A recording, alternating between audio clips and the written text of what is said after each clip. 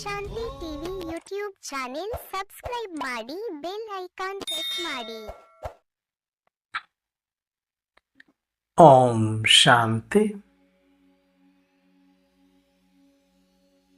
ನಾವೆಲ್ಲ ಆತ್ಮರು ಭ್ರೂ ಮಧ್ಯದಲ್ಲಿ ಸ್ಮೃತಿ ಸ್ವರೂಪರಾಗುತ್ತಾ ನಾವೆಲ್ಲ ಆತ್ಮರ ತಂದೆ ಪರಮಪಿತ ಶಿವ ತಂದೆಯನ್ನ ಪರಮಧಾಮದಲ್ಲಿ ಸ್ಮೃತಿ ಮಾಡಿಕೊಂಡು ಪ್ರಜಾಪಿತ ಆದಿದೇವ ಬ್ರಹ್ಮ ತಂದೆಯನ್ನ, ಜಗದಂಬ ಸರಸ್ವತಿ ಆದಿದೇವಿ ಮಮ್ಮಾರವರನ್ನ ಸೂಕ್ಷ್ಮ ವತನದಲ್ಲಿ ಸ್ಮೃತಿ ಮಾಡಿಕೊಂಡು ಯಜ್ಞದ ಎಲ್ಲ ಆದಿರತ್ನರನ್ನ, ನಿಮಿತ್ತ ಎಲ್ಲ ಶಿಕ್ಷಕಿ ಅಕ್ಕಂದಿರನ್ನ, ಸಮಸ್ತ ಈಶ್ವರಿಯ ಪರಿವಾರವನ್ನ ಸೂಕ್ಷ್ಮವಾಗಿ ಸ್ಮರಿಸಿಕೊಂಡು ಪ್ರತಿದಿನದಂತೆ ಈ ದಿನವೂ ಸಹ ಈ ಒಂದು ಮುರಳಿ ಚಿಂತನೆಯಲ್ಲಿ ಭಾಗವಹಿಸಿ ಆಲಿಸುತ್ತಿರುವ ನನ್ನೆಲ್ಲ ಸಹೋದರಾತ್ಮರಿಗೆ ಆತ್ಮೀಯವಾದ ಸ್ವಾಗತ, ಸುಸ್ವಾಗತ. ಈ ದಿನ ವಿಶೇಷವಾಗಿ ಶಿವ ತಂದೆ ವರದಾನವನ್ನು ಕೊಟ್ಟಿದ್ದಾರೆ. ಆ ವರದಾನದ ಕುರಿತಾಗಿ ಸಂಕ್ಷಿಪ್ತವಾದ ಚಿಂತನೆಯನ್ನ ಮಾಡೋಣ. ಈ ದಿನದ ವರದಾನವಿದೆ: ತಮ್ಮ ಸ್ವಸ್ಮೃತಿಯಲ್ಲಿದ್ದು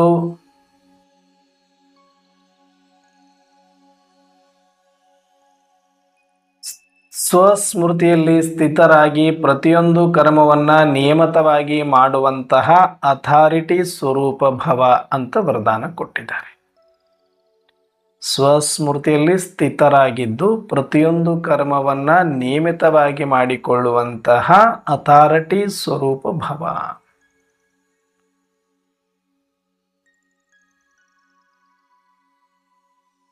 ಸ್ವಸ್ಮೃತಿ ಇಷ್ಟೇ ಇಡೀ ಜ್ಞಾನದ ಸಾರ, ಇಡೀ ಸೃಷ್ಟಿ ನಾಟಕದ ಸಾರ. ಎರಡೇ ಶಬ್ದಗಳಲ್ಲಿ ಪರಮಾತ್ಮ ಶಿವ ತಂದೆ ಹೇಳ್ತಾರೆ. ಒಂದು ಸ್ಮೃತಿ, ಇನ್ನೊಂದು ವಿಸ್ಮೃತಿ. ಈ ಎರಡು ಶಬ್ದದ ಮಧ್ಯದಲ್ಲಿ ಇಷ್ಟೆಲ್ಲ ನಾಟಕಗಳು ನಡೆಯುತ್ತೆ, ಇಷ್ಟೆಲ್ಲ ಪಾತ್ರಗಳು ಬಂದು ಹೋಗುತ್ತೆ. ವಿಸ್ಮೃತಿಯಿಂದ ಆರಂಭಗೊಂಡ ಪಾತ್ರ ಸ್ಮೃತಿಯಲ್ಲಿ ಅಂತ್ಯ ಆಗುವುದೇ ಈ ನಾಟಕದ ಉದ್ದೇಶ. ಸ್ಮೃತಿ ವಿಸ್ಮೃತಿ ಇವೆರಡರ ಮಧ್ಯೆ ನಡೆಯುವುದು ನಾಟಕ.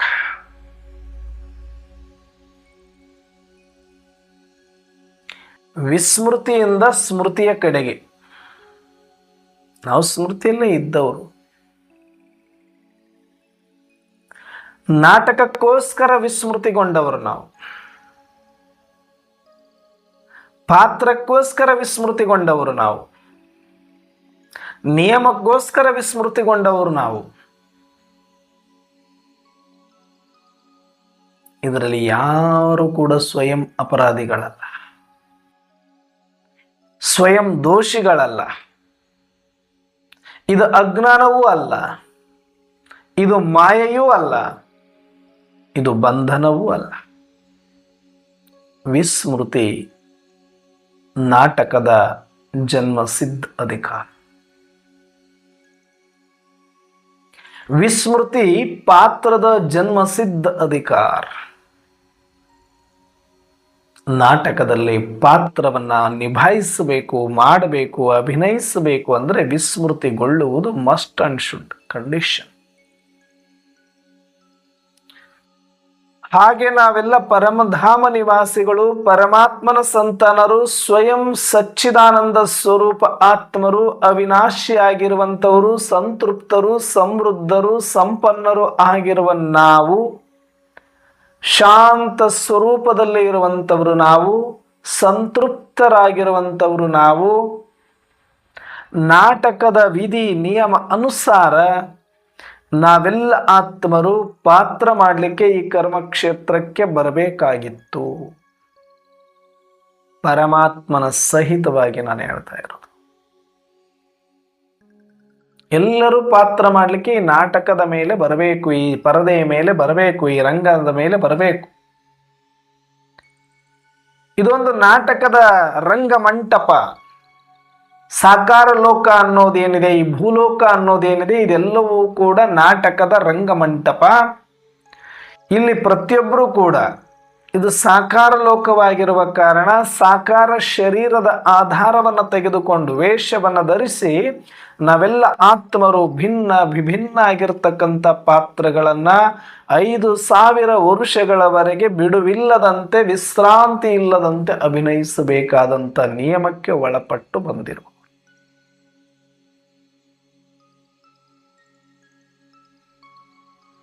ರೆಸ್ಟ್ಲೆಸ್. ಯಾವಾಗ ಪರಮಧಾಮವನ್ನು ಬಿಟ್ಟು ಸೂಕ್ಷ್ಮ ವತನಕ್ಕೆ ಬಂದು ಸೂಕ್ಷ್ಮ ಶರೀರವನ್ನು ಸೂಕ್ಷ್ಮ ಇಂದ್ರಿಯಗಳನ್ನು ಧಾರಣೆ ಮಾಡಿಕೊಂಡು ಆತ್ಮಿಕ ಸ್ಮೃತಿ ವಿಸ್ಮೃತಿಗೊಂಡು ಪಾತ್ರದ ಸ್ಮೃತಿ ಜಾಗೃತಿಗೊಂಡು ಯಾವಾಗ ಈ ಸಾಕಾರ ಶ್ಲೋಕವನ್ನು ಪ್ರವೇಶ ಮಾಡಿದ್ದೇವೆ ಅಂದಿನಿಂದ ಇಂದಿನ ತನಕ ವಿಸ್ಮೃತಿಯಲ್ಲೇ ಇದ್ದು ಪಾತ್ರ ಮಾಡ್ತಾ ಇದ್ದೇವೆ. ರೆಸ್ಟ್ಲೆಸ್ ಆಗಿ ಪಾತ್ರ ಮಾಡ್ತಾ ಇದ್ದೇವೆ. ಒಂದು ದಿನ, ಒಂದು ಕ್ಷಣ, ಒಂದು ಗಂಟೆಯೂ ಕೂಡ ನಮಗೆ ಪಾತ್ರದಿಂದ ಮುಕ್ತಿ ಸಿಕ್ಕಿಲ್ಲ, ಸಿಗಲಿಕ್ಕೆ ಸಾಧ್ಯ ಇಲ್ಲ. ಯಾಕಂದ್ರೆ ಪ್ರತಿಯೊಂದು ಮಾಡಿದ್ದು ಪಾತ್ರದಲ್ಲೇ. ಜಾಗ್ರ ಸ್ವಪ್ನ ಸುಸುಪ್ತಿಗಳೆಲ್ಲವೂ ಕೂಡ ಪಾತ್ರವೇ. ಜಾಗ್ರಕ್ಕಿಂತ ಸುಸುಪ್ತಿಗಿಂತ ಸ್ವಪ್ನಕ್ಕಿಂತಲೂ ಮೇಲೆ ಇರತಕ್ಕಂಥ ಸ್ಥಿತಿ ನನ್ನದು. ಇವು ಮೂರೂ ಕೂಡ ಪಾತ್ರದ ಒಂದೊಂದು ಭಾಗದ ಸನ್ನಿವೇಶಗಳಷ್ಟೇ. ನಾವು ನಿದ್ರೆಯಲ್ಲಿದ್ದಾಗ ಸ್ವಪ್ನದಲ್ಲಿದ್ದಾಗ ವಿಸ್ಮೃತಿಯಲ್ಲಿದ್ದೀವಿ ಅಂತಲ್ಲ, ಪಾತ್ರದ ಸ್ಮೃತಿ. ಯಾರಿಗಾದರೂ ಸ್ವಪ್ನದಲ್ಲಿ ಪರಮಧಾಮ ಬಂದಿತ್ತ? ಯಾರಿಗಾದರೂ ಸ್ವಪ್ನದಲ್ಲಿ ಪರಮಾತ್ಮನ ಸತ್ಯ ಪರಿಚಯ ಸಿಕ್ಕಿತ್ತ? ಯಾರಿಗಾದರೂ ಸ್ವಪ್ನದಲ್ಲಿ ಸತೃಪ್ತಿ ಅನುಭವ ಆಗಿತ್ತ? ಯಾರಿಗಾದರೂ ಸ್ವಪ್ನದಲ್ಲಿ ಬಂಧನ್ಮುಕ್ತ ಸ್ಥಿತಿ ಅನುಭವ ಆಗಿತ್ತ? ಜೀವನ್ಮುಕ್ತ ಸ್ಥಿತಿ ಅನುಭವ ಆಗಿತ್ತ? ಅವಿನಾಶಿಯ ಅನುಭವ ಆಗಿತ್ತ? ಸ್ವತಂತ್ರದ ಅನುಭವ ಆಗಿತ್ತ? ಇಲ್ಲ. ನಮ್ಮ ಸ್ವಪ್ನಗಳೆಲ್ಲವೂ ಪಾತ್ರಕ್ಕೆ ಸೀಮಿತ ಆಗಿರೋದ್ರಿಂದ ಅದು ಕೂಡ ಪಾತ್ರದಲ್ಲೇ ಇತ್ತು.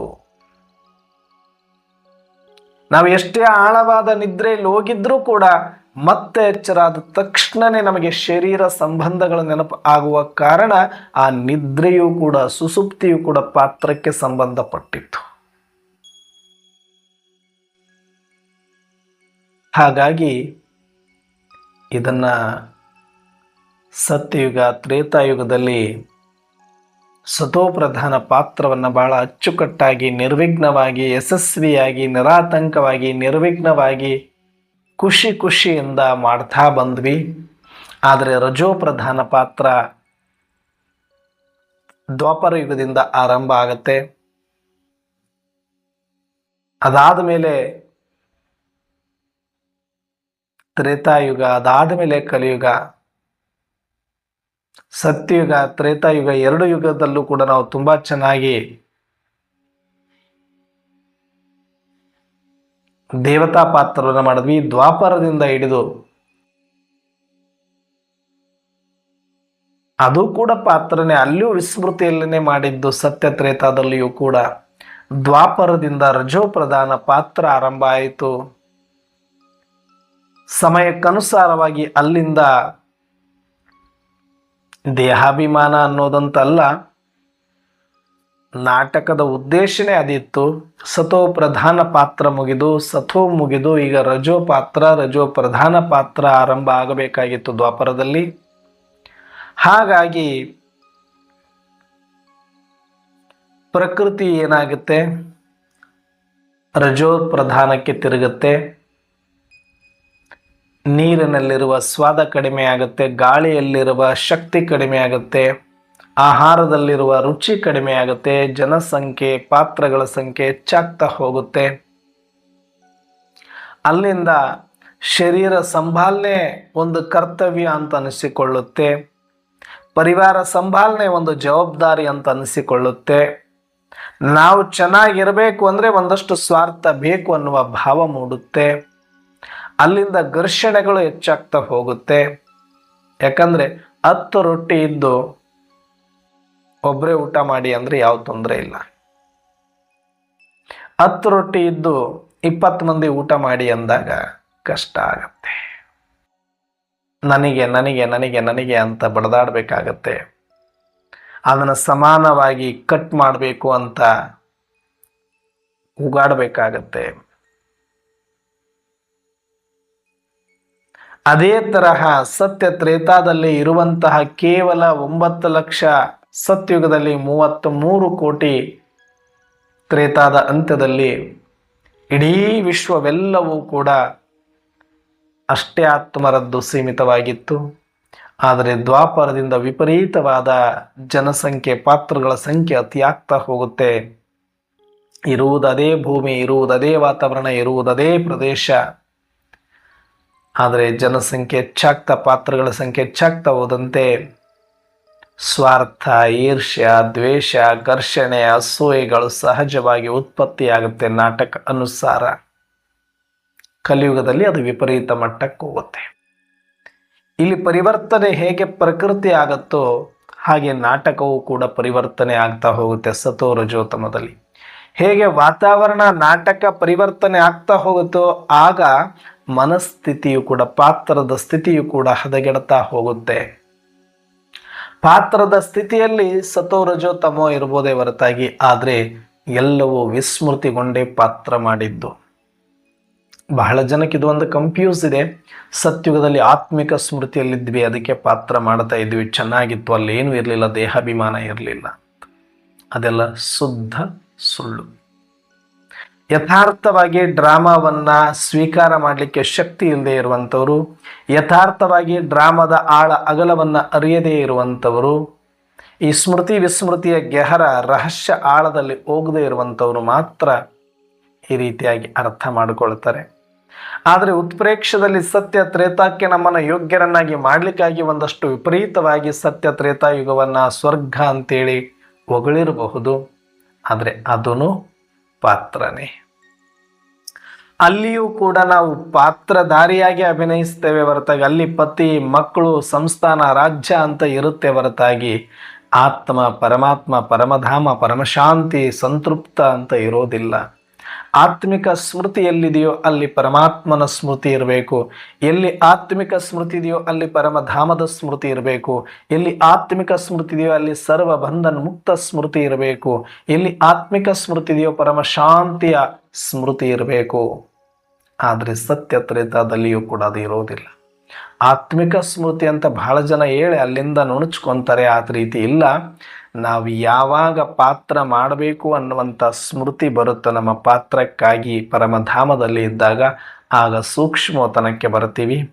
ಸೂಕ್ಷ್ಮೋತನಕ್ಕೆ ಬಂದ ಮೇಲೆ ನಮಗೆ ಸಾಫ್ಟ್ವೇರ್ ಸಿಗುತ್ತೆ, ಸ್ಕ್ರಿಪ್ಟ್ ಸಿಗುತ್ತೆ, ಮನಸ್ಸು, ಬುದ್ಧಿ, ಸಂಸ್ಕಾರ ಮತ್ತು ಸೂಕ್ಷ್ಮ ಶರೀರ ಸಿಗುತ್ತೆ. ಅಲ್ಲಿಂದ ಅದನ್ನು ಪೋಷಕ ಹಾಕ್ಕೊಂಡ ತಕ್ಷಣವೇ ನಮ್ಮ ಸ್ಟೇಜ್ ಅಲ್ಲಿಂದನೇ ಸ್ಟಾರ್ಟ್, ಸ್ಕ್ರೀನ್ ಓಪನ್ ಆಗುತ್ತೆ. ಅಲ್ಲಿಂದಾನೇ ನಾವು ಕಂಪ್ಲೀಟ್ ಮೇಕಪ್, ಸೂಕ್ಷ್ಮ ಮೇಕಪ್ ಆಗೋಗ್ಬಿಡುತ್ತೆ ಅಲ್ಲಿ. ಅದಾದಮೇಲೆ ಅಲ್ಲಿಂದ ನಮ್ಮದು ಲೊಕೇಶನ್ ಸ್ಟಾರ್ಟ್ ಆಗುತ್ತೆ. ನಾನು ಎಲ್ಲಿ ಹೋಗಿ ಮುಟ್ಟಬೇಕು, ಯಾವ ತಾಯಿ ಗರ್ಭದಲ್ಲಿ ಹೋಗಿ ಜನಿಸಬೇಕು ಅನ್ನುವಂಥ ಲ್ಯಾಂಡ್ ಲೊಕೇಶನ್ ಅಲ್ಲಿ ಸಿಕ್ಬಿಡುತ್ತೆ.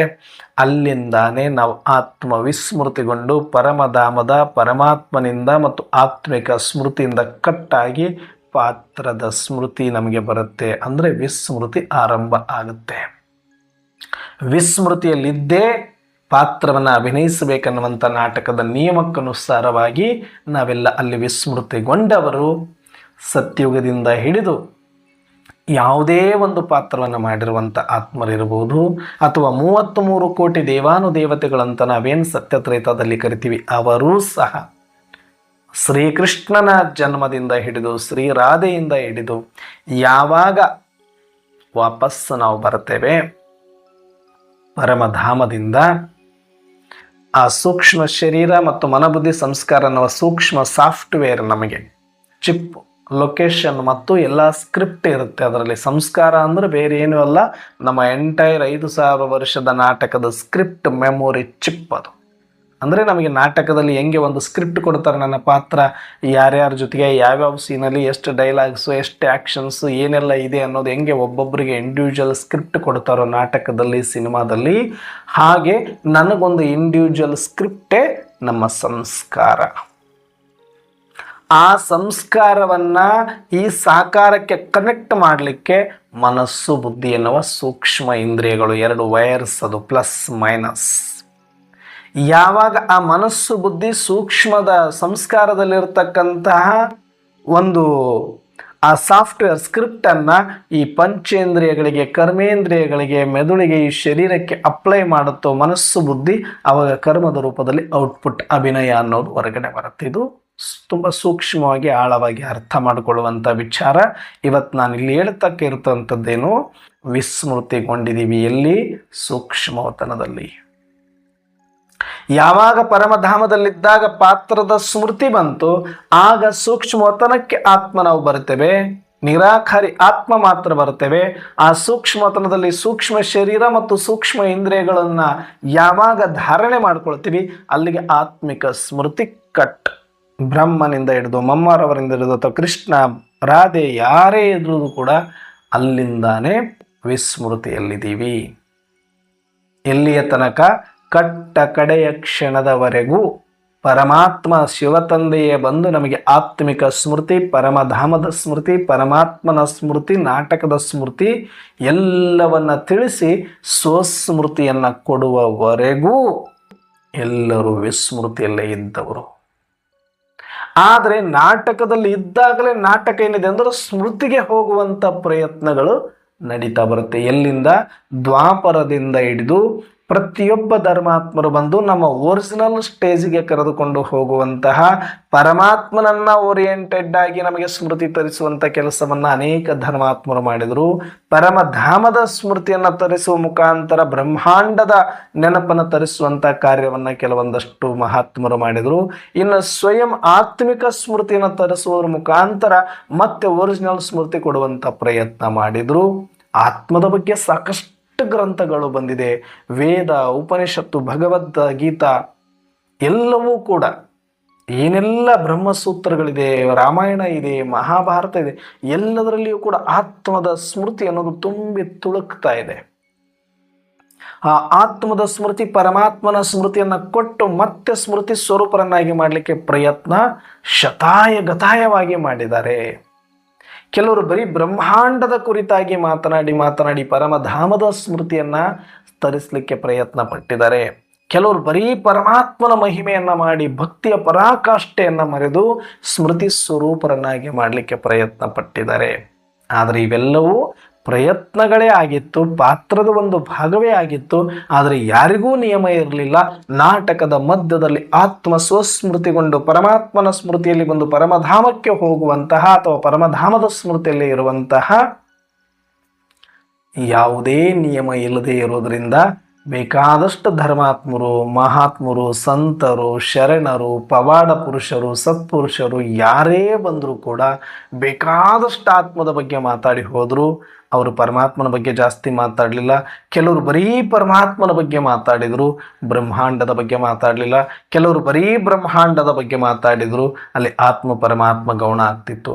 ಹಾಗೆ ಒಟ್ಟಾರೆಯಾಗಿ ಆತ್ಮ, ಪರಮಾತ್ಮ, ಪರಮಧಾಮದ ಒಟ್ಟಾರೆ ಸ್ಮೃತಿಯನ್ನು ಸ್ಪಷ್ಟವಾಗಿ ಯಾರೂ ಕೊಡಲಿಕ್ಕೆ ಸಾಧ್ಯ ನಾಟಕದ ಅನುಸಾರ ಇಲ್ಲದೆ ಇರೋದರಿಂದ ಲಾಸ್ಟಿಗೆ ತ್ರಿಕಾಲಜ್ಞಾನಿ, ಸರ್ವಜ್ಞಾನಿ, ಜ್ಞಾನಸಾಗರ, ಸ್ವಯಂ ಪರಂಪಿತ ಪರಮಾತ್ಮ, ಸತ್ಯಂ ಶಿವಂ ಸುಂದರಂ ಶಿವತಂದೆಯೇ ಬಂದು ಈ ಒಂದು ಸ್ಮೃತಿಯನ್ನು ಕೊಡಬೇಕಾಗಿರುವಂತಹ ಒಂದು ಪಾತ್ರ ಇರೋದರಿಂದ ಇಲ್ಲಿಯ ತನಕ ಎಲ್ಲ ಪ್ರಯತ್ನಗಳು ಮಾಡ್ತಾ ಬಂದರೂ ಕೂಡ ಲಾಸ್ಟಿಗೆ ಇವೆಲ್ಲವೂ ಏನಕ್ಕೆ ಉಪಯೋಗ ಆಯಿತು ಅಂದರೆ ಆ ಪರಮಾತ್ಮನೇ ದರಿಯಲ್ಲಿ ಬಂದಾಗ ಆತನನ್ನು ಗುರುತಿಸಲಿಕ್ಕೆ, ಆತನ ಮಹಾವಾಕ್ಯವನ್ನು ಕೇಳಲಿಕ್ಕೆ, ಆತನ ಮಹಾವಾಕ್ಯದಂತೆ ನಾವು ಸ್ಮೃತಿ ಸ್ವರೂಪರಾಗಿ ಮನೆಗೆ ಮರಳಲಿಕ್ಕೆ ಇವು ಸಹಕಾರಿಯಾದವು. ಬಿಟ್ಟರೆ ನಾಟಕದ ಮಧ್ಯದಲ್ಲಿ ಯಾರೊಬ್ಬರೂ ನಮಗೆ ಸ್ಮೃತಿಯನ್ನು ಸ್ಪಷ್ಟವಾಗಿ ಕೊಟ್ಟು ಮನೆಗೆ ಕರೆದುಕೊಂಡು ಅಥವಾ ಮುಕ್ತಿ, ಜೀವನ ಮುಕ್ತಿಯನ್ನು ಕೊಡಲಿಕ್ಕೆ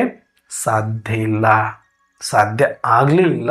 ಹಾಗಾಗಿನೇ ಎಷ್ಟೇ ಧರ್ಮಾತ್ಮರು, ಎಷ್ಟೇ ಮಹಾತ್ಮರು, ಎಷ್ಟೇ ಗ್ರಂಥಗಳಿದ್ರೂ ಕೂಡ ದಿನದಿಂದ ದಿನಕ್ಕೆ ನಾಟಕದ ಅನುಸಾರ ತಮೋ ಪ್ರಧಾನವೇ ಹೆಚ್ಚಾಯಿತು. ಪಾಪಾಚಾರ, ಅನಾಚಾರ, ಅತ್ಯಾಚಾರಗಳೇ ಅತಿಯಾಯಿತು. ಅಶಾಂತಿ, ದುಃಖಗಳೇ ಹೆಚ್ಚಾಯಿತು. ದೊಂಬಿ ಗಲಭೆಗಳೇ ಹೆಚ್ಚಾಯಿತು ಹೊರತಾಗಿ ವಿಶ್ವದಲ್ಲಿ ಶಾಂತಿ ಆಗಲಿ, ಆತ್ಮಕ್ಕೆ ಶಾಂತಿ ಆಗಲಿ ಲಭಿಸ್ಲಿಕ್ಕೆ ಸಾಧ್ಯ ಆಗಿಲ್ಲ. ಯಾಕಂದರೆ ನಾಟಕದ ನಿಯಮ, ಆರಂಭದಲ್ಲಿ ವಿಸ್ಮೃತಿಗೊಂಡ ಆತ್ಮ ಇನ್ನು ನಾಟಕ ಸಂಪೂರ್ಣವಾಗಿ ಪಾತ್ರ ಮುಗಿಸಿಕೊಂಡು ನಾಟಕದಿಂದ ಬೀಳ್ಕೊಡುವ ಸಮಯದಲ್ಲಿ ಮಾತ್ರನೇ ಸ್ಮೃತಿಯನ್ನು ಹೊಂದಬೇಕು ಅನ್ನುವಂಥ ನಿಯಮ. ಎಲ್ಲರೂ ಬಹಳ ಜನ ಹೇಳ್ತಾರೆ, ಇವರು ಮುಕ್ತಿ ಹೊಂದ್ಬಿಟ್ಟಿದ್ದಾರೆ, ಇವರು ಜೀವನ ಮುಕ್ತಿ ಹೊಂದಿಬಿಟ್ಟಿದ್ದಾರೆ, ಇವರು ಶಿವನ ಸಮಾನ ಆಗ್ಬಿಟ್ಟಿದ್ದಾರೆ, ಇವರು ಶಿವನಲ್ಲೇ ಐಕ್ಯ ಆಗ್ಬಿಟ್ಟಿದ್ದಾರೆ, ಏನೆಲ್ಲ ಪದಗಳನ್ನು ಮಹಾತ್ಮರಿಗೆ ಬಳಸಿದ್ರು. ಸ್ವಯಂ ಪರಮಾತ್ಮ ಹೇಳ್ತಾರೆ, ಇಲ್ಲ, ಯಾರೊಬ್ಬರಿಗೂ ಸಂಪೂರ್ಣ ಸ್ಮೃತಿ ನಾಟಕದಲ್ಲಿ ಸಿಗಲಿಕ್ಕೆ ಸಾಧ್ಯ ಇಲ್ಲ. ಯಾಕಂದರೆ ಅದು ನನ್ನ ಹೊರತು ಬೇರೆ ಯಾರೂ ಸಂಪೂರ್ಣ ಸ್ಮೃತಿಯನ್ನು ಕೊಡಲಿಕ್ಕೆ ಬರುವುದಿಲ್ಲ. ಹಾಗಾಗಿ ಈಗ ಅಂತಿಮದಲ್ಲಿ ನಾನೇ ಬಂದು ನಿಮ್ಮ ಪಾತ್ರಕ್ಕೆ ಫುಲ್ ಸ್ಟಾಪನ್ನು ಇಡಿಸಿ ವಾಪಸ್ಸು ಸ್ಮೃತಿಯನ್ನು ಕೊಟ್ಟು ಆತ್ಮ, ಪರಮಾತ್ಮ, ಪರಮಧಾಮ, ಸೃಷ್ಟಿಯ ಸತ್ಯಗಳನ್ನೆಲ್ಲ ಹೇಳಿ ನಿಮ್ಮನ್ನು ಮತ್ತೆ ಸ್ಮೃತಿ ಸ್ವರೂಪರನ್ನಾಗಿ ಮಾಡಿಬಿಡ್ತೇನೆ. ಇಷ್ಟು ಸಂಪೂರ್ಣ ಸ್ಮೃತಿ ಯಾವ ವೇದ, ಉಪನಿಷತ್ತು, ಭಗವದ್ಗೀತದಿಂದ ಹಿಡಿದು ಬೇಕಾದಷ್ಟು ಅಲ್ಲಿಷ್ಟು ಅದ್ರ ಬಗ್ಗೆ ಮಾತಾಡಿದರೆ ಬಿಟ್ಟರೆ ಸಂಪೂರ್ಣವಾಗಿ, ಯಥಾರ್ಥವಾಗಿ, ಅಚ್ಚುಕಟ್ಟಾಗಿ ಯಾರೂ ತಿಳಿಸ್ಲಿಕ್ಕೆ ಸಾಧ್ಯ ಆಗಿಲ್ಲದ ಕಾರಣ ನಾನೇ ಬರಬೇಕಾಗತ್ತೆ ಅಂತಿಮದಲ್ಲಿ. ಎಲ್ಲವೂ ಅವರು ಹೇಳಿ ಹೋಗಿದ್ರು ಅಂದರೆ ಇನ್ನು ನನ್ನ ಪಾತ್ರದ ಅವಶ್ಯಕತೆ ಸೃಷ್ಟಿಯಲ್ಲಿ ಇರ್ತಾ ಇರಲಿಲ್ಲ. ಈ ಸತ್ಯವನ್ನು ಅರ್ಥ ಮಾಡಿಕೊಂಡಾಗ ನಮಗೊಂದು ಸೂಕ್ಷ್ಮ ಅರ್ಥ ಆಗುತ್ತೆ. ವಿಸ್ಮೃತಿ ಅನ್ನೋದು ಅದು ಶಾಪ ಅಲ್ಲ, ನಾಟಕ ಮಾಡಲಿಕ್ಕೆ ಇರುವಂಥ ಒಂದು ವರ. ಅದು ನಾವು ಇಷ್ಟು ಚೆನ್ನಾಗಿ 5,000 ವರ್ಷಗಳವರೆಗೆ ಪಾತ್ರವನ್ನು ನಿಭಾಯಿಸಿ ಸಕ್ಸಸ್ಫುಲ್ ಆಗಿ ಡ್ರಾಮಾದಲ್ಲಿ ನಮ್ಮ ಪಾತ್ರವನ್ನು ಅಭಿನಯಿಸಿದ್ದೇವೆ ಅಂದರೆ ವಿಸ್ಮೃತಿ ಅನ್ನೋದೊಂದು ವರದಾನ. ಅದು ಮಧ್ಯದಲ್ಲಿ ಸ್ಮೃತಿಗೊಂಡಿದ್ವಿ ಅಂತಂದರೆ, ಮಧ್ಯದಲ್ಲಿ ನಾವು ಹೋಗಬೇಕು ಅಂತ ಹೆಂಗೆ ಮುಕ್ತಿಗಾಗಿ ಹಠ ಮಾಡಿದ್ರು ಹಠಯೋಗಿಗಳಿದ್ದಾರೆ, ಹಠ ಪುರುಷಾರ್ಥಿಗಳಿದ್ದಾರೆ, ಹಠ ಸಾಧಕರಿದ್ದಾರೆ. ಸ್ಟ್ರೈಕ್ ಮಾಡ್ತಾರಲ್ಲ, ಈಗ ಮಾಲೀಕನ ವಿರುದ್ಧ ನನಗೆ ಡಿಮ್ಯಾಂಡ್ ಮಾಡ್ತಾರಲ್ಲ, ನನಗೆ ಇದು ಬೇಕು, ನನಗೆ ಅದು ಬೇಕು ಅಂತ. ಹಾಗೆ ಅರ್ಧಂಬರ್ಧ ತಿಳ್ಕೊಂಡು ಅರ್ಧಂಬರ್ಧ ಸ್ಮೃತಿಯಲ್ಲಿ ಬಂದು ಈ ಸೃಷ್ಟಿಯ ನಾಟಕವನ್ನು ಬೈಕೊಂಡು ಇದು ಸರಿ ಇಲ್ಲ ಅಂತ ಹೇಳಿಬಿಟ್ಟು ನಾವು ಇಲ್ಲಿಂದ ಹೋಗಲೇಬೇಕು ಅಂತ ಏನೋ ತಯಾರಿ ಮಾಡಿದ್ರಲ್ಲ, ಅದು ಆಫ್ ನಾಲೆಡ್ಜ್. ಅಂದರೆ ಅರ್ಧಂಬರ್ಧ ತಿಳ್ಕೊಂಡಿರೋದ್ರಿಂದ ಅವರಿಗೆ ಇದನ್ನು ಕಂಪ್ಲೀಟಾಗಿ ಅಭಿನಯಿಸ್ಲಿಕ್ಕಾಗಲಿಲ್ಲ, ಅದನ್ನು ಕಂಪ್ಲೀಟಾಗಿ ಅನುಭವಿಸ್ಲಿಕ್ಕಾಗಲಿಲ್ಲ. ಹಾಗಾಗಿ ಮಧ್ಯದಲ್ಲೇ ಉಳ್ಕೊಂಡ್ಬಿಡ್ತಾರೆ. ಈಗ ಅಂಥವ್ರೆಲ್ಲರಿಗೂ ಕೂಡ ಈಗ ನಾನೇ ಬಂದು ಜೀವನ ಮುಕ್ತಿಯನ್ನು ಕೊಡಬೇಕಾಗತ್ತೆ. ಅದಕ್ಕೆ ಇಲ್ಲಿ ಸ್ಪಷ್ಟ ಆಗೋದೇನು ಅಂದರೆ, ನಾನು ಯಾಕಿಷ್ಟೆಲ್ಲ ನಿಮಗೆ ವಿವರಣೆ ಕೊಡ್ತೀನಿ ಅಂದರೆ, ವಿಸ್ಮೃತಿ ಅನ್ನೋದು ಶಾಪ ಅಲ್ಲ, ಅದು ವರದಾನ. ನಾಟಕದ ಮಧ್ಯದಲ್ಲಿ ಯಾವತ್ತೂ ಸ್ಮೃತಿ ಸ್ವರೂಪರಾಗಲಿಕ್ಕೆ ಸಾಧ್ಯ ಆಗೋದಿಲ್ಲ, ಆಗಬಾರದು. ನಾಟಕದ ನಿಯಮಾನುಸಾರ ಏನೇ ಮಾಡಿದರೂ ನಾಟಕದ ಒಂದು ಪಾತ್ರದ ಭಾಗವನ್ನು ಅಭಿನಯಿಸಿದರೆ ಎಲ್ಲರೂ ಹೊರತಾಗಿ ಯಾರೂ ಪಾತ್ರದಿಂದ ಹೊರತಾಗಿ ಇಲ್ಲ, ಎಲ್ಲರೂ ಪಾತ್ರದ ಸ್ಮೃತಿಯಲ್ಲೇ ಇದ್ದವು. ಈಗ ನಾಟಕ ಮುಗಿದು ಕಂಪ್ಲೀಟಾಗಿ ನಾಟಕ ಮುಗಿತಾ ಇರೋದ್ರಿಂದ ಮನೆಗೆ ವಾಪಸ್ ಹೋಗ್ಬೇಕಾಗಿರೋದ್ರಿಂದ ಮತ್ತೆ ಸ್ವಸ್ಮೃತಿ, ಪರಮಾತ್ಮನ ಸ್ಮೃತಿ, ಪರಮಧಾಮದ ಸ್ಮೃತಿ ಅವಶ್ಯಕತೆ ಇದೆ. ಅದಕ್ಕೆ ಸ್ಮೃತಿ ಸ್ವರೂಪ ಅಂತ ಕರೀತಾರೆ, ಸ್ವಸ್ಮೃತಿ ಅಂತ ಕರೀತಾರೆ. ಅಂದರೆ ಆತ್ಮಕ್ಕೆ ಸಂಬಂಧಪಟ್ಟ ಸ್ಮೃತಿ ಯಾವುದು? ಆತ್ಮ, ಪರಮಾತ್ಮ, ಪರಮಧಾಮ, ಸ್ವಧರ್ಮ, ಶಾಂತಿ, ಸದ್ಗುಣಗಳು, ಇದು ಸ್ವಸ್ಮೃತಿ. ಇದಕ್ಕೆ ಯಾವುದು ಸಾಕಾರ ಲೋಕದ ಸಮಸ್ಯೆ, ಸತ್ಯ, ತ್ರೇತಯುಗದಲ್ಲಿ ಇಲ್ಲಿ ಬರೋದಿಲ್ಲ. ಇಲ್ಲಿ ಯಾವುದು ಸಾಕಾರ ಪ್ರಪಂಚದ ಅಂಟಿಲ್ಲದಂತೆ, ಸಾಕಾರ ಸಂಬಂಧಗಳ ಸೆಳೆತ ಇಲ್ಲದಂತೆ, ಸಾಕಾರ ಸಂಪತ್ತಿನ ಅಭಿಮಾನ ಇಲ್ಲದಂತೆ, ಸಾಕಾರ ಪೋಸ್ಟ್ ಪೊಸಿಷನ್ ಪದವಿಗಳ ಅವಶ್ಯಕತೆ ಇಲ್ಲದಂತೆ ಸ್ವಸ್ಮೃತಿ ಅಂದರೆ ಐ ಆಮ್ ಸ್ವಯಂ ಪೀಸ್ಫುಲ್, ಸ್ವಯಂ ಸಂತೃಪ್ತ, ಸ್ವಯಂ ಸಂಪನ್ನ, ಸ್ವಯಂ ಬಂಧನ್ ಮುಕ್ತ, ಸ್ವಯಂ ಅವಿನಾಶಿ ಅನ್ನುವ ಅಚಲವಾದ ತತ್ವದಲ್ಲಿ ಸದಾ ನಿಶ್ಚಿಂತನಾಗಿರುವಂತಹ ಸ್ಮೃತಿ ಏನಿದೆ ಅದು ಸ್ವಸ್ಮೃತಿ. ಅದಕ್ಕೆ ಇವತ್ತು ಪರಮಾತ್ಮ ಶಿವ ತಂದೆ ಹೇಳ್ತಾರೆ, ಸ್ವಸ್ಮೃತಿಯಲ್ಲಿ ಸ್ಥಿತರಾಗಿದ್ದು ಕರ್ಮವನ್ನ ನಿಯಮಿತವಾಗಿ ಮಾಡಿಕೊಳ್ಳುವಂತಹ ಅಥಾರಿಟಿ ಸ್ವರೂಪ್. ಅಂದ್ರೆ ಇಲ್ಲಿ ತನಕ ಪಾತ್ರಕ್ಕೆ ವಶವಾಗಿದ್ದವರಂತೆ ಮಾಡಿದೀವಿ, ಈಗ ಅಥಾರಿಟಿ, ನಾನು ಪಾತ್ರ ಅಭಿನಯಿಸ್ತಾ ಇದ್ದೀನಿ, ನನ್ನ ಕಂಟ್ರೋಲಲ್ಲಿ ಮನಸ್ಸಿದೆ, ನನ್ನ ಕಂಟ್ರೋಲಲ್ಲಿ ಬುದ್ಧಿ ಇದೆ, ನನ್ನ ಕಂಟ್ರೋಲಲ್ಲಿ ಸಂಸ್ಕಾರ ಇದೆ, ನನ್ನ ಕಂಟ್ರೋಲಲ್ಲಿ ಇಂದ್ರಿಯಗಳಿದೆ. ಕಂಪ್ಲೀಟ್ ಆಗಿ ನಾನು ಏನು ಮಾಡ್ತಾ ಇದ್ದೇನೆ ಅನ್ನುವ ಅರಿವು ಇಂದ ನಾನು ಮಾಡ್ತಾ ಇದ್ದೇನೆ. ಇದು ಒಬ್ಬ ಭಗವಂತ ಮಾತ್ರ ಈ ರೀತಿ ಮಾಡಲಿಕ್ಕೆ ಸಾಧ್ಯ. ಅಂದ್ರೆ ಭಗವಂತನು ಕೂಡ, ಪರಮಾತ್ಮ ಶಿವ ತಂದೆಯು ಕೂಡ ಪಾತ್ರ ಮಾಡಲಿಕ್ಕೆ ಈ ಸಂಗಮಯುಗದಲ್ಲಿ ಬರ್ತಾರೆ, ಸಾಕಾರ ಶರೀರದಲ್ಲಿ ಪ್ರವೇಶ ಮಾಡ್ತಾರೆ. ಆದರೆ ಅವರು ವಿಸ್ಮೃತಿಗೊಳ್ಳೋದಿಲ್ಲ. ಸದಾ ಸ್ಮೃತಿ ಸ್ವರೂಪರಾಗಿದ್ದುಕೊಂಡು, ಸಾಕ್ಷಿಯಾಗಿದ್ದುಕೊಂಡು, ಅಥಾರಿಟಿಯಿಂದ ಸ್ವಸ್ಮೃತಿಯಲ್ಲೇ ಪ್ರತಿಯೊಂದು ಕರ್ಮವನ್ನು ಮಾಡಿದ್ದಾರೆ ಪರಮಾತ್ಮ. ಅದಕ್ಕೆ ಇವತ್ತು ನಾವು ಕೂಡ ಸ್ವಸ್ಮೃತಿಯಲ್ಲಿದ್ದುಕೊಂಡು ಪ್ರತಿಯೊಂದು ಕರ್ಮವನ್ನು ನಿಯಮಿತವಾಗಿ ಅಥಾರಿಟಿಯಿಂದ ಮಾಡಿದ್ರೆ ನಾವು ಬಾಪ್ ಸಮಾನ್, ಬಾಪ್ ಸಮಾನ್. ಸತ್ಯುಗದಲ್ಲಿ ಕೂಡ ಪಾತ್ರದ ಸ್ಮೃತಿ ಇತ್ತು. ಅದಕ್ಕೆ ನಾನು ಇವ್ರ ತಂದೆ, ನಾನು ಇವ್ರ ಮಗ, ನಾನು ಇವ್ರ ಹೆಂಡತಿ ಅನ್ನುವಂಥ, ನಂದು ಇದು ರಾಜ್ಯ ಅನ್ನುವಂಥ ಆ ಭಾವನೆ, ಪಾತ್ರದ ಭಾವಗಳು, ಪಾತ್ರದ ಸ್ಮೃತಿ ಇದ್ರೇನೆ ಅಲ್ಲಿ ಪಾತ್ರ ಮಾಡ್ಲಿಕ್ಕಾಗತ್ತೆ ಹೊರತಾಗಿ ನಾನು ಆತ್ಮ ನೀನು ಆತ್ಮ ಅಂದ್ರೆ ಅಲ್ಲಿ ಸ್ತ್ರೀ ಇಲ್ಲ, ಪುರುಷ ಇಲ್ಲ, ಅಲ್ಲಿ ಹೆಣ್ಣು ಇಲ್ಲ, ಗಂಡು ಇಲ್ಲ, ಅಲ್ಲಿ ಮಕ್ಕಳಿಲ್ಲ, ಅಲ್ಲಿ ತಂದೆ ಇಲ್ಲ, ಅಲ್ಲಿ ರಾಜ್ಯ ಇಲ್ಲ, ಅಲ್ಲಿ ರುಚಿ ಇಲ್ಲ, ಅಲ್ಲಿ ಸುಖ ಇಲ್ಲ. ಅದು ಯಾವುದು ಅನುಭವ ಮಾಡೋಕ್ಕಾಗಲ್ಲ. ಯಾಕಂದರೆ ಬರೀ ಆತ್ಮದ ಆನಂದದಲ್ಲಿ ತೇಲಾಡ್ತಾ ಇದ್ದುಬಿಟ್ರೆ ಇದು ಯಾವುದರ ಅವಶ್ಯಕತೆ ಬೀಳೋದಿಲ್ಲ. ಇದು ದೊಡ್ಡದಾಗಬೇಕು ಅಂದರೆ ಆತ್ಮದ ಸ್ವಿಚ್ ಆಫ್ ಆಗಬೇಕು, ಪಾತ್ರದಲ್ಲಿ ಮಾತ್ರ ನಶೆ ಇರಬೇಕು. ಪಾತ್ರಾಭಿಮಾನಿಗಳಾಗಿರ್ತಾರೆ ಹೊರತಾಗಿ ಸತ್ಯತ್ರೇತದಲ್ಲಿ ಅವರ ಆತ್ಮಾಭಿಮಾನಿಗಳಲ್ಲ. ಆದರೆ ಸತೋಪ್ರಧಾನ ಪಾತ್ರ ಅಭಿಮಾನಿಗಳಾಗಿರೋದ್ರಿಂದ ಅವ್ರಿಗೆ ಯಾವುದೇ ಅದು ದೇಹಾಭಿಮಾನವಾಗಿ ಪರಿವರ್ತನೆಗೊಳ್ಳೋದಿಲ್ಲ. ಅದು ಸದಾ ಸಾತ್ವಿಕವಾದಂಥ ಅಭಿಮಾನ, ಸಾತ್ವಿಕವಾದಂಥ ಸ್ಮೃತಿಯಲ್ಲಿರ್ತಾರೆ, ಪಾತ್ರದ ಅಭಿಮಾನದಲ್ಲಿರ್ತಾರೆ, ಪಾತ್ರದ ಸ್ಮೃತಿಯಲ್ಲಿರ್ತಾರೆ. ಹಾಗಾಗಿ ಅಲ್ಲಿ ದುಃಖ, ಶಾಂತಿ, ಬಂಧನ ಅನ್ನೋದು ಆಗೋದಿಲ್ಲ. ಆದರೆ ಹಾಗಂತ ಅದನ್ನು ಆತ್ಮಿಕ ಸ್ಮೃತಿ ಅಂತ ಕರೆಯೋದು ತಪ್ಪಾಗತ್ತೆ. ಅದಕ್ಕೆ ನಾವೆಲ್ಲರೂ ವಿಸ್ಮೃತಿಗೊಳ್ಳಲೇಬೇಕಾಗಿತ್ತು, ಕೊಂಡಿದ್ದೀವಿ. ಈಗ ಸ್ಮೃತಿ ಸ್ವರೂಪರಾಗಲೇಬೇಕು, ಆಗ್ತಾ ಇದ್ದೀವಿ, ಮನೆಗೆ ಹೋಗ್ತೀವಿ. ಇಷ್ಟು ಈಸಿಯಾಗಿ ತಗೊಳ್ಬೇಕೆ ಹೊರತಾಗಿ ಇಲ್ಲಿ ಏನೋ ದೊಡ್ಡ ತಪಸ್ಸು, ದೊಡ್ಡ ಪರೀಕ್ಷೆ, ದೊಡ್ಡ ವಿಘ್ನ, ದೊಡ್ಡ ಕಷ್ಟ ಅಂತ ಏನೇನೇನೇನೇನೇನೋ ಮಾಡ್ಕೊಳ್ಳೋವಂಥ ಅವಶ್ಯಕತೆ ಇಲ್ಲ. ಇದು ಜ್ಞಾನ. ಒಂದು ನಿಮಿಷ ಯೋಗ ಮಾಡೋಣ.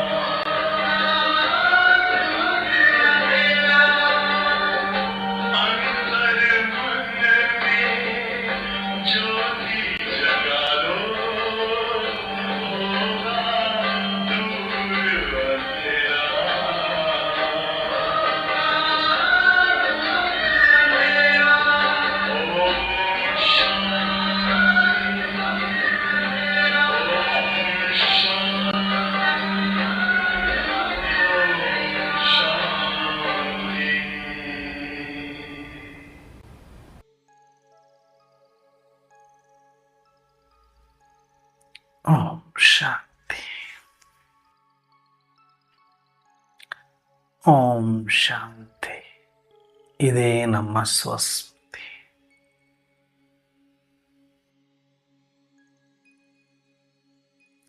ಎಷ್ಟು ಸುಸ್ಮೃತಿಗೆ ಆದ್ಯತೆ ಇದೆಯೋ ನಾಟಕದಲ್ಲಿ ವಿಸ್ಮೃತಿಗೂ ಅಷ್ಟೇ ಆದ್ಯತೆ ಇದೆ. ನಾವು ವಿಸ್ಮೃತಿನೇ ಗೊಂಡಿಲ್ಲ ಅಂದ್ರೆ ಪಾತ್ರ ಮಾಡ್ಲಿಕ್ಕೆ ಆಗೋದಿಲ್ಲ. ಪಾತ್ರ ಮಾಡಿಲ್ಲ ಅಂತಂದ್ರೆ ನಾಟಕ ಮುಂದುವರಿಯೋದಿಲ್ಲ. ನಾವು ಆತ್ಮ ಆಗಿರೋದು ಎಷ್ಟು ಮುಖ್ಯನೋ ಅಷ್ಟು ಪಾತ್ರ ಆಗಿರೋದು ಕೂಡ ಮುಖ್ಯ ಇದೆ. ಈ ಸತ್ಯವನ್ನು ಅರ್ಥ ಮಾಡಿಕೊಂಡು ಗಾಬರಿ ಆಗದೆ, ಟೆನ್ಷನ್ ಆಗದೆ, ಏನೋ ಬಂಧನದಲ್ಲಿ ಬಂದುಬಿಟ್ಟಿದ್ದೀವಿ, ಏನೋ ಮಾಯಕ್ಕೋಶ ಆಗಿಬಿಟ್ಟಿದ್ದೀವಿ, ಏನೋ ವಿಘ್ನಕ್ಕೊಳಗಾಗ್ಬಿಟ್ಟಿದ್ದೀವಿ, ಏನೋ ಬಂಧಿತರಾಗ್ಬಿಟ್ಟಿದ್ದೀವಿ ಅನ್ನುವಂಥ ವಿಪರೀತ ಕಲ್ಪನೆಗಳಿಗೆ ಅವಕಾಶ ಕೊಡದೆ, ಯಾವುದೇ ಭಯ ಬೀಳದೆ ನಿಶ್ಚಿಂತವಾಗಿ ನಿಮಗೆ ಗೊತ್ತಿರಲಿ ನಾನು ಏನಕ್ಕೆ ಬಂದವನು, ನಾನು ಯಾರು, ಯಾರ ಸಂತಾನ, ಎಲ್ಲಿಂದ ಬಂದವನು, ಯಾಕೆ ಬಂದೀನಿ, ಆ ಕೆಲಸ ಮಾಡಕ್ಕೆ ಬಂದೀನಿ, ಮಾಡಿದ್ದೀನಿ, ಪಾತ್ರ ಮುಗೀತು, ತಂದೆ ಬಂದಿದ್ದಾರೆ, ಸ್ಮೃತಿ ಕೊಟ್ಟಿದ್ದಾರೆ, ವಾಪಸ್ ಹೋಗಬೇಕು, ಹೋಗ್ತೀವಿ. ನಾನಷ್ಟೇ ಅಲ್ಲ, ಜಗತ್ತಿನಲ್ಲಿರುವ ಕಟ್ಟ ಕಡೆಯ ಪ್ರತಿಯೊಂದು ಆತ್ಮನು ಬರದ ಹೊರತು ಈ ನಾಟಕ ಸಂಪನ್ನಗೊಳ್ಳೋದಿಲ್ಲ. ಯಾಕಷ್ಟು ಅವಸರ ಮಾಡ್ತೀರಿ, ಯಾಕಷ್ಟು ಬೇಜಾರು ಮಾಡ್ಕೊಳ್ಳೋದೇನಿದೆ ಇದರಲ್ಲಿ? ಎಲ್ಲರೂ ಬರ್ತಾರೆ. ಯಾರ್ಯಾರ ಅಂತಿಮ ದೃಶ್ಯದ ಪಾತ್ರಗಳು ಏನಿದೆ ಅದೆಲ್ಲ ಅಭಿನಯಿಸ್ಬಿಟ್ಟೆ ಬರಬೇಕಾಗಿರೋದ್ರಿಂದ ಕೆಲವರು ಲೇಟಾಗಿ ಸ್ಮೃತಿ ಸ್ವರೂಪರಾಗ್ತಾರೆ. ನಮಗೆ ಈ ಸ್ಮೃತಿಯನ್ನು ಹಂಚುವ ಕಾರ್ಯ ಇರೋದರಿಂದ, ಈ ಪಾಂಪ್ಲೆಂಟ್ ಹಂಚುವ ಕಾರ್ಯ ಇರೋದ್ರಿಂದ ನಮಗೆ ಸ್ವಲ್ಪ ಬೇಗ ಸ್ಮೃತಿ ಸಿಕ್ಕಿದೆ ಅಷ್ಟೇ. ಇಲ್ಲ ಅಂದ್ರೆ ನಾವು ಕೂಡ ಕಟ್ಟ ಕಡೆಯವರೆಗೂ ಪಾತ್ರವನ್ನು ಅಭಿನಯಿಸನೇ ಸ್ಮೃತಿಯಲ್ಲಿ ಬರ್ಬೋದಾಗಿತ್ತು. ಒಂದು ಕ್ಷಣ ಸಾಕು ಸ್ಮೃತಿ ಸ್ವರೂಪರಾಗಿ ಮನೆಗೆ ಹೋಗ್ಲಿಕ್ಕೆ. ಆ ಒಂದು ಕ್ಷಣದ ಸ್ಮೃತಿ ಎಲ್ಲರಿಗೂ ಸಿಗುತ್ತೆ. ನಮಗೆ ಸ್ವಲ್ಪ ಬೇಗ ಸಿಕ್ಕಿದೆ, ಆದ್ರೆ ನಾವು ಸಂಪನ್ನ ಆಗೋದು ಲೇಟ್ ಆಗುತ್ತೆ. ಅವರಿಗೆ ಲಾಸ್ಟಲ್ಲಿ ಸಿಗುತ್ತೆ, ಬೇಗ ಸಂಪನ್ನ ಆಗಿ ಬರ್ತಾರೆ. ಯಾಕಂದ್ರೆ ಪಾತ್ರ ಮುಗಿದ ಮೇಲೆ ಸಂಪನ್ನ ಆಗಲೇಬೇಕಾಗಿದೆ. ಇದೆಲ್ಲವೂ ನಾಟಕ. ಇದರಲ್ಲಿ ವಿಪರೀತ ಭಾವನೆಗಳನ್ನು ಇಟ್ಟುಕೊಂಡು, ವಿಪರೀತವಾದಂಥ ದ್ವಂದ್ವಗಳನ್ನು ಸೃಷ್ಟಿಸಿಕೊಂಡು, ವಿಪರೀತವಾದಂಥ ತೊಳಲಿಕೆಯಲ್ಲಿ ಬರುವಂಥ ಅವಶ್ಯಕತೆ ಇಲ್ಲ. ಪಾತ್ರವನ್ನು ಅಚ್ಚುಕಟ್ಟಾಗಿ ಮಾಡಿದ್ದೇನೆ ಅನ್ನುವಂಥ ವಾರೇ ಮೈ ಆತ್ಮ ವಾ ಅಂತೇಳಿ ನನ್ನ ಬೆನ್ನನ್ನು ನಾನು ಚಪ್ಪರಿಸಿಕೊಳ್ಬೋದು ಎಲ್ಲ ಆತ್ಮರು ಕೂಡ. ಯಾಕಂದರೆ ಅಷ್ಟು ಅಚ್ಚುಕಟ್ಟಾಗಿ ಪರಮಾತ್ಮ ವಿನಃ ಈ ಸೃಷ್ಟಿ ನಾಟಕದಲ್ಲಿ ಸ್ವಯಂ ವಿಸ್ಮೃತಿಗೊಂಡು ತಮ್ಮ ಪಾತ್ರವನ್ನು ಅಚ್ಚುಕಟ್ಟಾಗಿ ನಿಭಾಯಿಸಿದ್ದಾರೆ. ಏನೇ ಇರಲಿ ಅದು ಪಾತ್ರ, ಸುಖನೋ ದುಃಖನೋ ಲಾಭನೋ ನಷ್ಟನೋ ಶ್ರೇಷ್ಠನೋ ಕನಿಷ್ಠನೋ ಬಂಧನನೋ ನಿರ್ಬಂಧನನೋ ಏನೇ ಇದ್ರೂ ಕೂಡ ಬಹಳ ಅಚ್ಚುಕಟ್ಟಾಗಿ ನಿಭಾಯಿಸಿ ಪಾತ್ರಕ್ಕೋಸ್ಕರ ಅಂಥ ಸಚ್ಚಿದಾನಂದ ಸ್ವರೂಪ ಆತ್ಮಕೂಟ ಎಲ್ಲ ಆ್ಯಕ್ಟಿಂಗ್ಗಳನ್ನು, ಎಲ್ಲ ಅಭಿನಯಗಳನ್ನು ಮಾಡಿ ಇವತ್ತು ಸೈ ಅನ್ಸ್ಕೊಂಡಿದೆ. ಹಾಗಾಗಿ ಬೆಸ್ಟ್ ಆ್ಯಕ್ಟರಿಂದ ಅವಾರ್ಡ್ ಅಂತ ಏನಾದರೂ ಇದ್ದರೆ ಅದು ವಿಶ್ವದ ಪ್ರತಿಯೊಂದು ಆತ್ಮರಿಗೂ ಕೂಡ ಪ್ರಾಣಿ ಪಕ್ಷಿ ಸಹಿತವಾಗಿ, ಪಂಚತತ್ವಗಳ ಸಹಿತವಾಗಿ, ಸಮಯ ನಿಯಮ ಸಹಿತವಾಗಿ ನಾವೆಲ್ಲ ಆತ್ಮರಿಗೂ ಕೂಡ ಅವಾರ್ಡನ್ನು ಕೊಡಬೇಕಾಗುತ್ತೆ. ಅಂಥ ರೀತಿಯಲ್ಲಿ ನಾವೆಲ್ಲರೂ ಅದ್ಭುತವಾದ ಪಾತ್ರವನ್ನು ನಿರ್ಮಾಣ ಮಾಡಿದ್ದೇವೆ. ಈಗ ನಾಟಕವನ್ನು ಮುಗಿಸಿ ಮನೆಗೆ ಹೋಗುವಂಥ ಸಮಯ ಬಂದಿದೆ. ಹಾಗಾಗಿ ಯಾರಿಗೆ ನಮಗೆ ಜ್ಞಾನ ಸಿಕ್ಕಿದೆ, ನಾವು ಸ್ವಯಂ ಸ್ಮೃತಿಯಲ್ಲಿ ಬಂದು ಸಾಕ್ಷಿಯಾಗಿದ್ದುಕೊಂಡು ಉಳಿದಿರುವ ಪಾತ್ರವನ್ನು ಮಾಡ್ತೇವೆ. ಅದು ಪ್ರತಿಯೊಂದು ಕರ್ಮ ಯಾದಗಾರ ಆಗುತ್ತೆ. ಬ್ರಹ್ಮಬಾಬರವರು ಬ್ರಾಹ್ಮಣ ನೇಮಿಸಬೇಕು ಅಂತ ಏನೂ ಮಾಡಲಿಲ್ಲ. ಅವರು ಸ್ಮೃತಿ ಸ್ವರೂಪಗೊಂಡು ಅವರು ಏನು ನಡೆದಕ್ಕೆ ಬಂದರು ಅದೇ ಬ್ರಾಹ್ಮಣದ ಒಂದು ಶ್ರೀಮತ ಆಯಿತು. ಅದನ್ನು ಯಾರೂ ಕೊಡಬೇಕು ಅಂತ ಕೊಟ್ಟಿದ್ದಲ್ಲ, ಮಾಡಬೇಕು ಅಂತ ಮಾಡಿದ್ದಲ್ಲ. ಸ್ಮೃತಿಯನ್ನು ಪರಮಾತ್ಮ ಕೊಟ್ಟರು. ಆ ಸ್ಮೃತಿ ಸ್ವರೂಪರಾಗಿದ್ದಾಗ ಅವರು ನೋಡುವ ನೋಟ, ಅವರು ಆಡುವ ಮಾತು, ಅವರು ಮಾಡುವ ಕರ್ಮ, ಅವರ ಪ್ರತಿಯೊಂದು ಆಚಾರ, ಪ್ರತಿಯೊಂದು ವಿಚಾರ, ಪ್ರತಿಯೊಂದು ವ್ಯವಹಾರ ಆಟೋಮೆಟಿಕ್ ಆಗಿ ಅದು ಪರಿವರ್ತನೆಗೊಳ್ತಾ ಹೋಯಿತು, ಪವಿತ್ರ ಆಗ್ತಾ ಹೋಯಿತು, ಅಥಾರಿಟಿ ಆಯ್ತಾ ಹೋಯಿತು. ಅದೇ ಬ್ರಹ್ಮಬಾಬರವರ 18 ಹೆಜ್ಜೆಗಳಾಗಿ ಅಥವಾ ಶ್ರೀಮತವಾಗಿ ನಮಗೆ ಸಿಕ್ಕಿತು. ಅದನ್ನು ಯಾರು ಸೃಷ್ಟಿ ಮಾಡುವ ಅವಶ್ಯಕತೆ ಇಲ್ಲ. ಸ್ಮೃತಿ ಸ್ವರೂಪರಾಗರೆ ಪ್ರತಿಯೊಂದು ಕಾರ್ಯವು ಯಾದಗಾರ ರೂಪದಲ್ಲಿ ಆಗಿಬಿಡುತ್ತೆ. ಅದು ಬರೀ ಒಬ್ಬ ಬ್ರಹ್ಮನಿಗೆ ಅಷ್ಟೇ ಅಲ್ಲ, ನಾವೆಲ್ಲ ಬ್ರಾಹ್ಮಣ ಆತ್ಮರು ಯಾರು ಬ್ರಹ್ಮಜ್ಞಾನವನ್ನು ಪಡೆದಿದ್ದೇವೆ, ಯಾರು ಆತ್ಮಜ್ಞಾನವನ್ನು ಪಡೆದಿದ್ದೇವೆ, ನಾವು ಸ್ಮೃತಿ ಸ್ವರೂಪಗೊಂಡು ನಾಟಕದ ಈ ಸತ್ಯವನ್ನು ತಿಳಿದು ಎಲ್ಲರನ್ನ ಸಾಕ್ಷಿಯಾಗಿ ನೋಡಿ ಆತ್ಮಿಕ ದೃಷ್ಟಿಯಲ್ಲಿ ಗೌರವವನ್ನು ಕೊಟ್ಟು ನೋಡುವ ನೋಟ, ಆಡುವ ಮಾತು, ಮಾಡುವ ಕರ್ಮ ಪ್ರತಿಯೊಂದು ಪವಿತ್ರವಾಗಿ ನೆನಪಾರ್ಥವಾಗಿ ಉಳ್ಕೊಳ್ಳುತ್ತೆ. ಆಗುತ್ತೆ, ಅದು ಅಥಾರಿಟಿ ಸ್ವರೂಪ ಆಗುತ್ತೆ. ಹಾಗಾಗಿ ನಾವೆಲ್ಲರೂ ಕೂಡ ಸ್ಮೃತಿ ಸ್ವರೂಪಗೊಂಡು ಪ್ರತಿಯೊಂದು ಕಾರ್ಯದಲ್ಲಿ ಸಾಕ್ಷಿಯಾಗಿ ಅಭಿನಯಿಸೋಣ. ಆಗ ನಾವು ಅಥಾರಿಟಿ ಸ್ವರೂಪ ಆಗಲಿಕ್ಕೆ ಸಾಧ್ಯ ಅನ್ನುವಂಥ ಮಾತನ್ನು ತಿಳಿಸ್ತಾ ಇವತ್ತಿನ ಚಿಂತನೆಯನ್ನು ಮುಕ್ತಾಯ ಮಾಡೋಣ. ಅಚ್ಚಾ, ಓಂ ಶಾಂತಿ.